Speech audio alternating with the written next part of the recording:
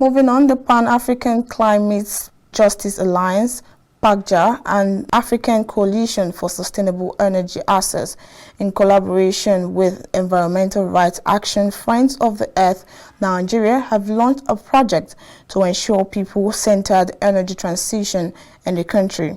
At the launch in Abuja on Tuesday, civil society organizations were touted as the means for grassroots penetration. Benedict Uku was there, and he has more on this story.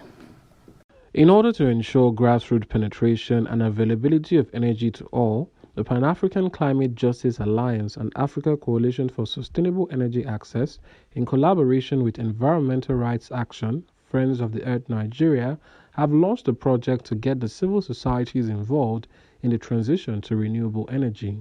In his keynote speech, Dr. Augustine Njamanchi noted that marginalized groups had to be catered for in the mission.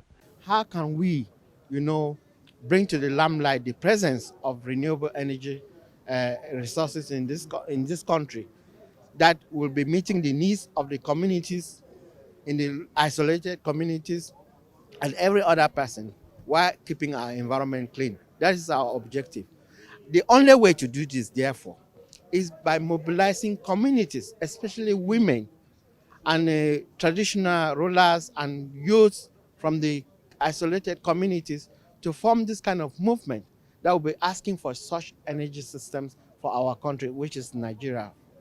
And we think it's through this that we can mobilize the population to start participating in energy decision making. Because our problem is not just lack of access, but also the governance, even around the dirty energy, is dirty itself.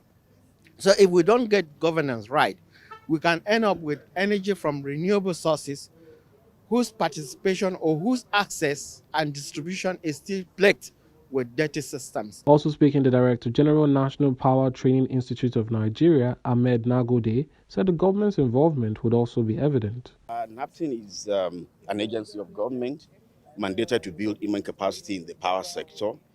We have been partnering with ERA to build human capacity, especially in renewable energy. We have trained over 100 young Nigerians in the area of solar PV installation. And I think in order to get out of all these issues of lack of jobs, there is a need to emphasize on skills. And I think ERA is doing a lot in that regard.